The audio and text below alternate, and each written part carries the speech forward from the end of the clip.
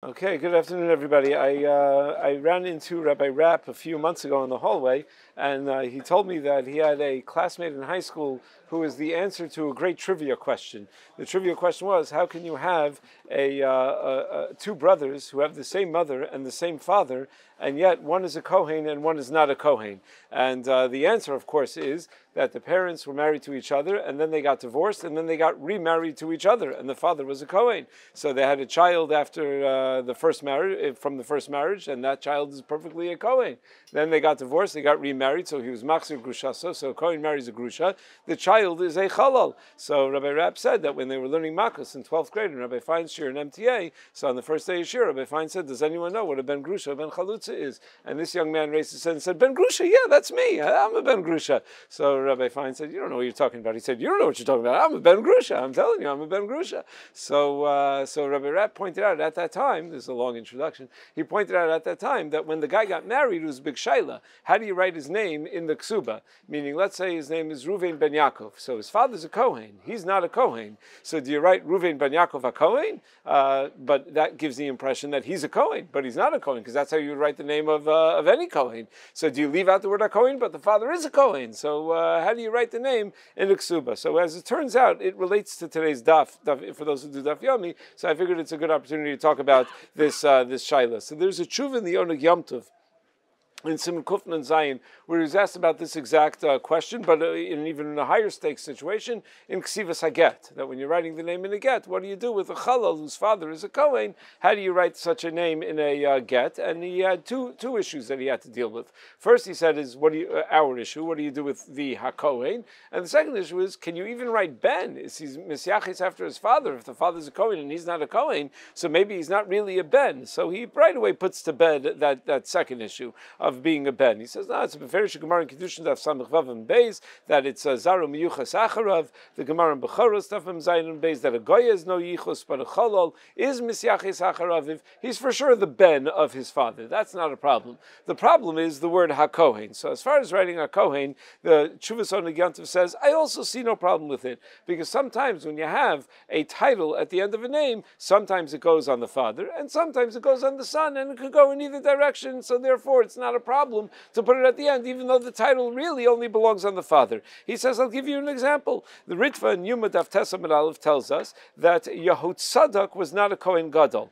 The pasuk says Yoshua ben Yehud Tzadok HaKohen Gadol. So says the Ritva, Yoshua hu shekorei HaKohen Gadol Shokiyin beBayisheni. Yoshua was a Kohen Gadol in the period of Bayisheni, and just like we find David ben Yishai Melech Yisrael, that it says David ben Yishai Melech Yisrael. David was the Melech Yisrael. Yishai was never the Melech Yisrael. So you see that sometimes it only goes on the child and not on the father. That's what the Ritva writes. Now the problem with that Ritva is, and they point this out in the Mosad Rav Kook Ritvas, the Otzi, they quote an Otzar Balum ala Ein Yaakov, who says Haplia Atzuma Kilo Nimtza Ze B'Pasuk B'Kol Tanakh. Where exactly does it say David ben Yishai Melech Yisrael? Nowhere in Tanakh or Shas. So the Ritva says, like we always say, David ben Yishai Melech Yisrael.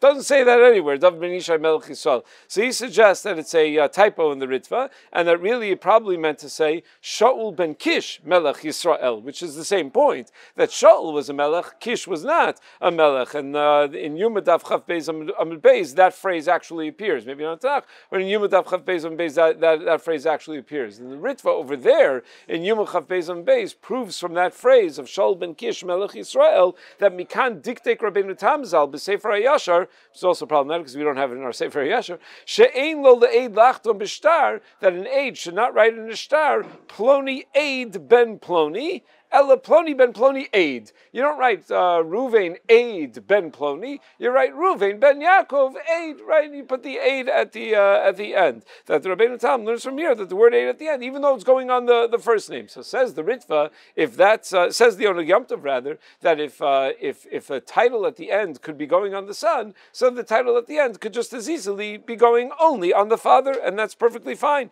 That it only goes on the father. In fact, in Even Ezer Siman Kuf Chav Tes Sif test when it talks about writing a shem kinui in a get. So the Rama says that lechatchila kosun afilu kinuyin shem aviv, that you even write lechatchila if the father had a kinui, the father had a nickname, you would put that in the get as well. V'im yesh la'av u'leben kinui echad lechatchila kosun kinui etzel kol echad. If they both have a kinui and it's the same kinui, you would put it next to both of their names. Mi'um lo kasu rak lebesof ploni ben ploni hamechuna ploni kosher. But if you only put it at the end, that's kosher as well. Avul makinui leben lechud yichtav akinui kodem shiasker shema av. If only the son had a nickname, you would put the nickname next to the son's name before you write the father's name. Vim kasu lebesov pasul. And if it's only the son's nickname and you put it at the end, it's going to be pasul. But he sounds like he holds that if only the father had a kinui, that you should taka put it after the father's name. That if there's something unique to the father that's not true about the son,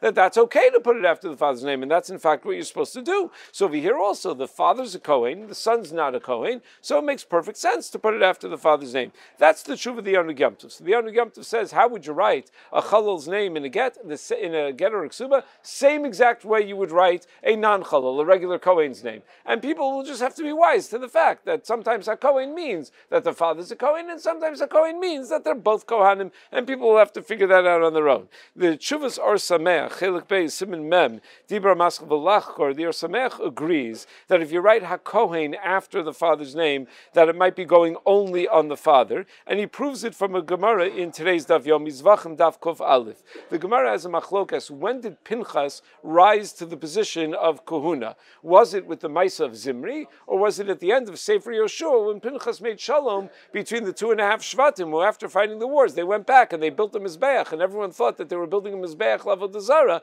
and they were ready to go to the civil war, and Pinchas said, well, let's at least hear them out, let's ask them what's going on. So Pinchas went and asked them, and they said, no, this is a Mizbeach L'Hashem, and we just want our children to know that we're still loyal to HaKadosh Baruch Hu, and they were able to avert a civil war. And maybe that's when he earned his kahuna, when he made shalom at that time, at the end of Sefer Yoshua. But and the Gemara says, and how do I know that he earned his kahuna only then? Because the pasuk in the end of Yoshua says, "Vayishma Pinchas HaKohen." That Pinchas HaKohen was Yishma. Prior to that, we never ever called him Pinchas HaKohen. So Rashi points out, what do you mean?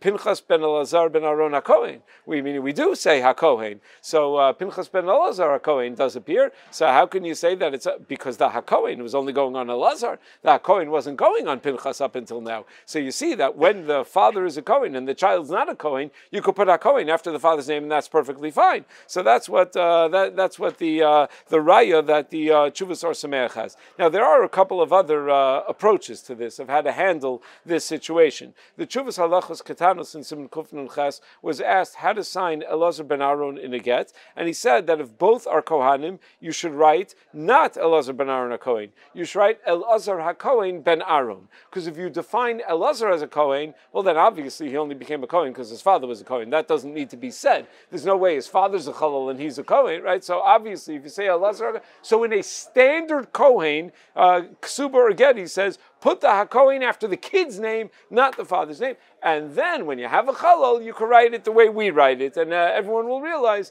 the difference. But that's if you can get everyone to have that practice of putting the word HaKohen after the kid's name. In the Tshuvas Melamed Lahoil, Avnei Ezer Siman Lamed Daled, he has a similar but different suggestion. He says for a Kohen kosher, you should write Ploni HaKohen ben Ploni HaKohen. Write the word HaKohen next to both of their names. And then when you write only Ploni ben Ploni HaKohen, everyone will realize it must be a Chalal. But again, that assumes that you're able to establish a standard practice of writing Ploni HaKohen ben Ploni HaKohen. He acknowledges that the Ramah doesn't sound this way, that's the practice. The Gett Pashut in Siman Kuf Chav Tesiv Katan Lamed Vav is explicit that we only write HaKohen once, but maybe this is a suggestion, says Melamed Lahoil.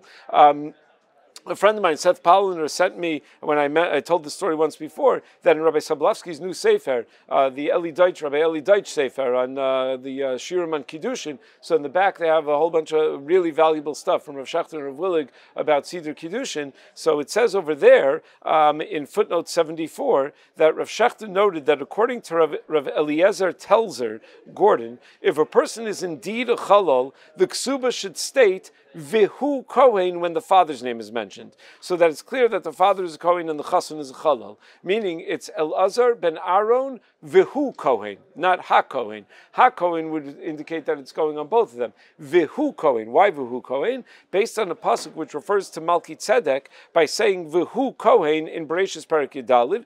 The Gemara Nedarim Daf Lamed Beis and Beis explains that since he said Baruch Avram before he said Baruch Kel Elyon, his sons lost the kahuna. So the phrase Vehu Kohen indicates that only he is a Kohen, as opposed to his children who are not Kohanim. So therefore, when a Chassan is a Kohen, there's no need to write HaKohen each time you put his name. The first time when you have him ben his father, you can write HaKohen after the father's name. Last time him ben his father, you can write HaKohen after his father's name. And each other time that's only the son's name mentioned in the Kesubah, you don't have to write HaKohen, because just the fact that you write Elazar ben Aaron HaKohen is already an indicator that he is a Kohen. No one is going to be Choshesh that he's a Chalal, because if you were a Chalal, the first time and the last time would have said Elazar ben Aaron Vihu Kohen. The fact that it doesn't say that, that tells you that he's not a Chalal. Rabbi Willig, however, is quoted there as disagreeing. Rabbi Willig said, no, every single time his name is mentioned in the Kesubah, if he's a Kohen Kosher, it should say the word Kohen, and if it doesn't, people are going to be suspicious that maybe he is not a Kohen, that maybe he's a Chalal, and only the father is a Kohen. Meaning, if it only says Elazar ben Aaron HaKohen, and then Elazar,